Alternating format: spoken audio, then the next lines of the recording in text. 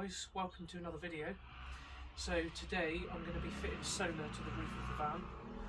I've just got my solar panels from Renogy. I've got 275 watt solar panels. I've got a solar charge controller to go with that as well. I've also bought some brackets. The brackets that come with you can buy these separately for the solar panels.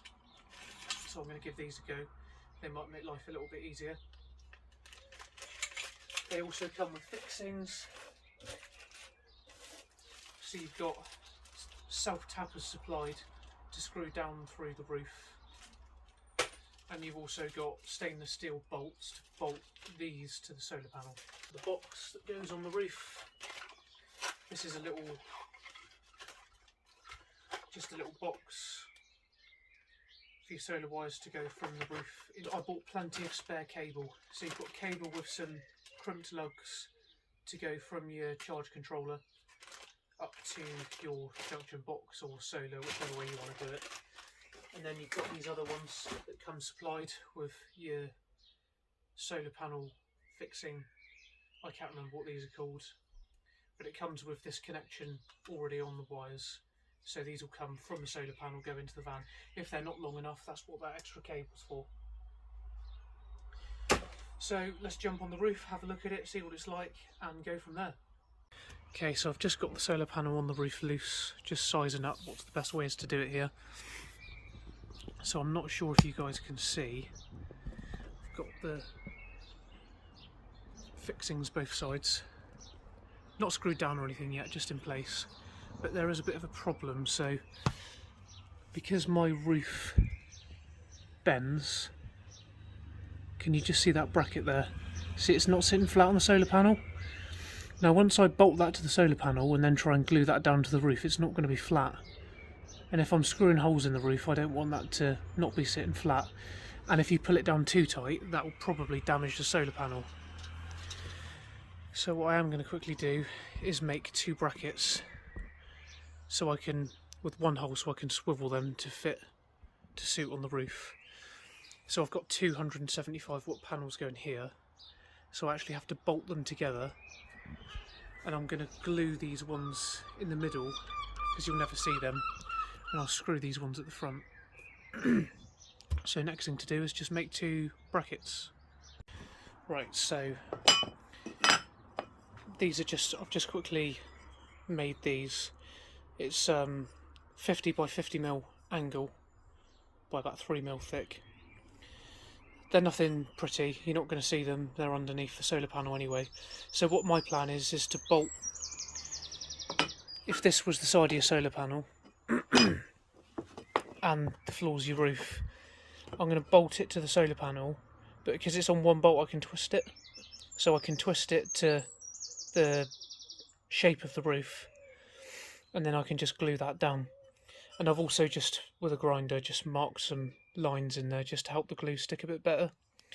Because this is only support for the middle of the solar panels, these brackets aren't, I haven't made these to stop the solar panel ripping off the roof. This is more support to make sure the solar panels are nice and square. So that's what they're for.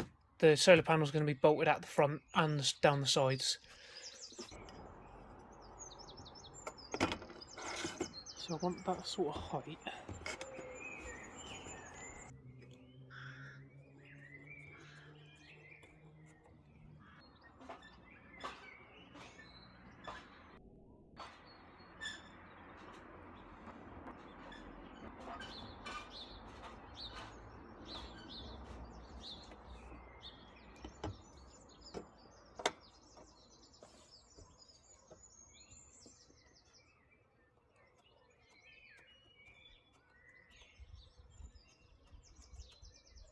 Okay, so what I'll do now is drill these holes here, and then I'll make them the exact same hole in the other solar panel, bolt them together with these in the middle, and then I can adjust these to the angle of the roof. That's just going to bolt there like that.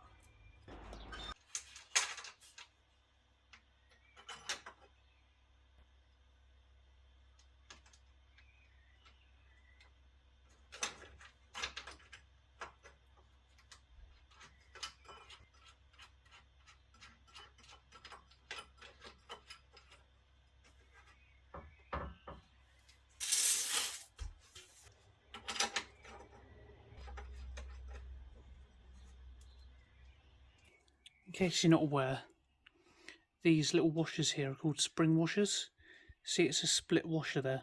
So basically when you pull up against that with a nut, that's going to push that flat, which means it's holding it securely and it shouldn't come loose. Now what you want to make sure you do is, this is the bolt, you want to put a washer on behind, then your spring washer, and then your nut. Because if you put just the spring washer on, likely it will jam up against something and not do its job properly. Whereas if you've got a washer behind it supporting where that washer's going to seat, it will hold a lot better. Okay, so I think this is in the position that I want it to be. So I'll show you underneath now. And you can just see under there, plenty of gap right through. Enough gap between those ribs at the back there, so if it's bouncing and you're driving along, it's not going to catch.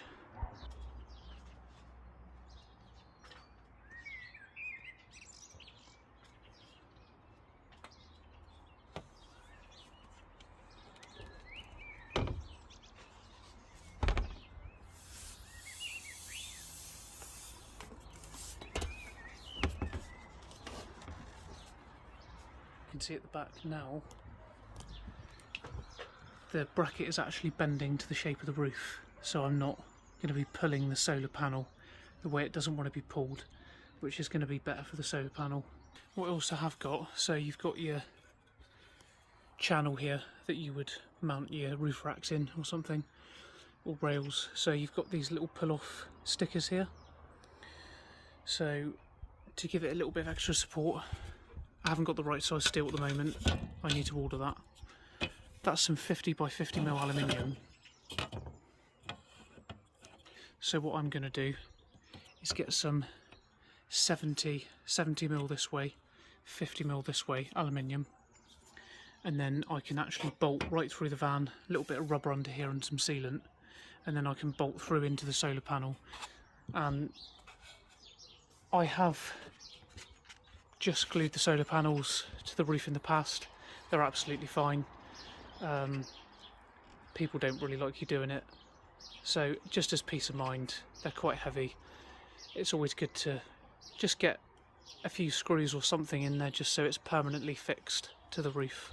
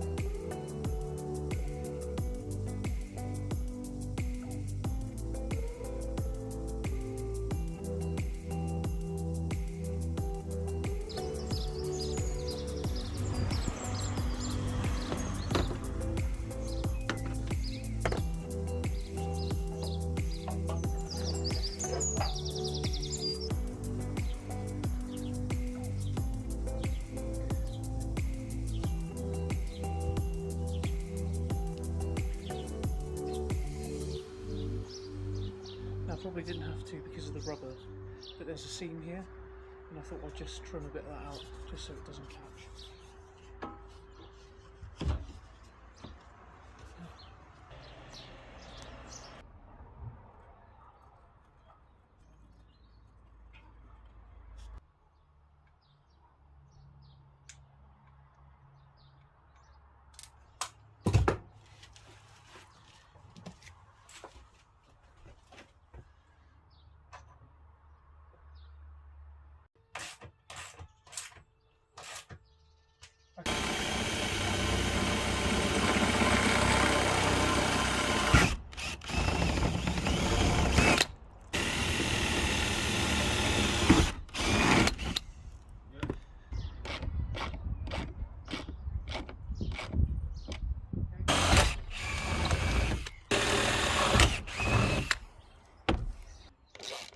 Okay.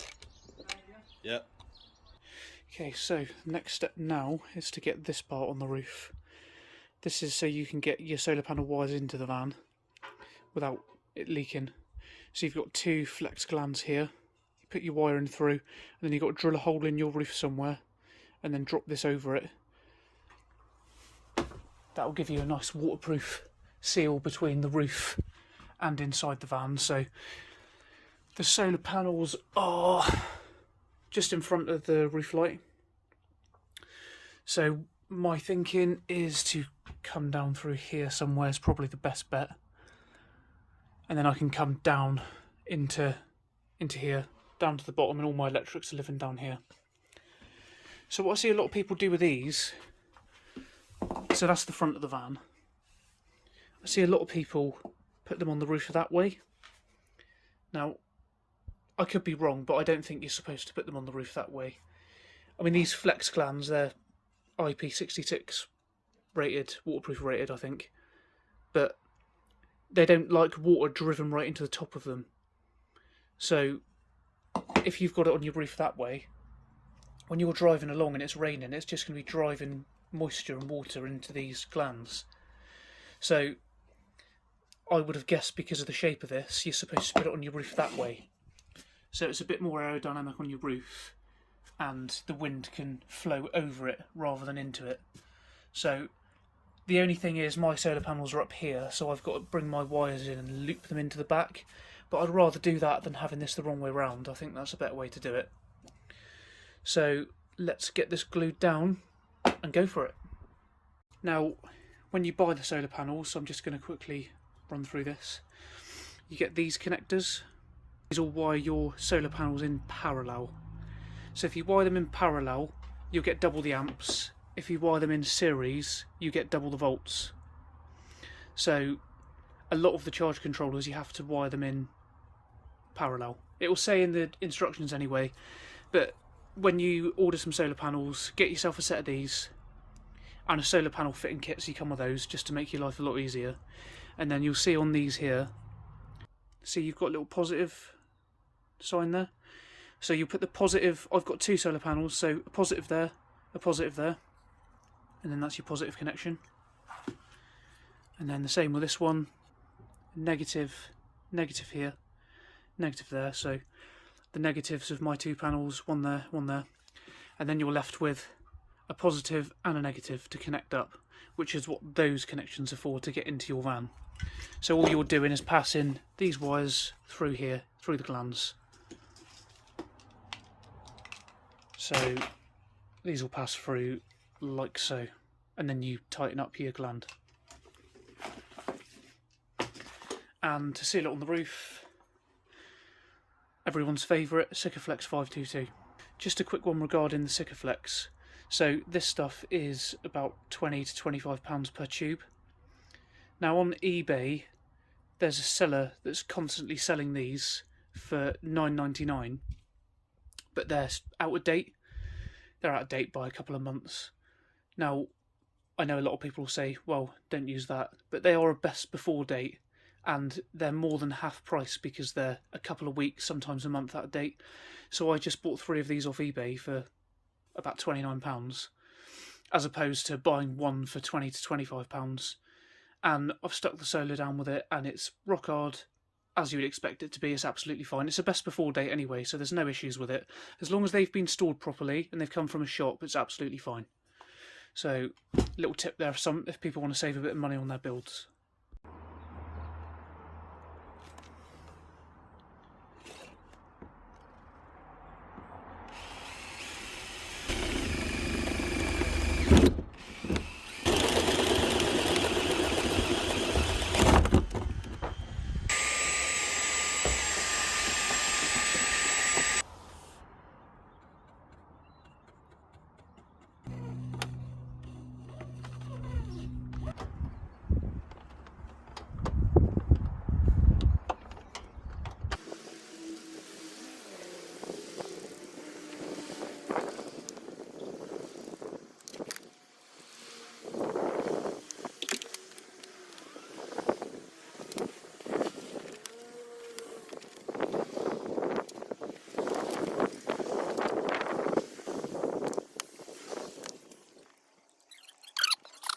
Okay guys, we are done. They're all screwed down, glued down. So I've made these brackets here. They're all nice and tight. They're just glued there. So you've got one glued there, one glued there, one glued here, one glued there. And I'll show you the next bit. And bolted down at the front. One here, one the other side. As you can see, so it's the back of the van. So you've got 4 bolts there. And then it's bolted down this side. Here's the other side. Countersunk M6 bolts, 3 in each panel. And then I've just used the fixings for the roof racks, which there was 5 of them that lined up with this angle. 50 by 70mm angle on this side. So guys, that's the solar panels done. I'll be covering the bed frame next, so if anyone's interested in that, stay tuned for that one. Yeah, I do apologise, I'm not the best at putting videos together. I'm learning as I go along, so stick with me on that one. Hopefully as well, as I go along further with more videos, it's just going to help people maybe give it a go themselves, because a lot of people think that they can't do it on their own and they've got to get somebody to convert it for them or pay somebody to do it. But you know, there's big parts of the conversions that people can do themselves, and hopefully this will give a bit of an insight into what's involved and how long it takes.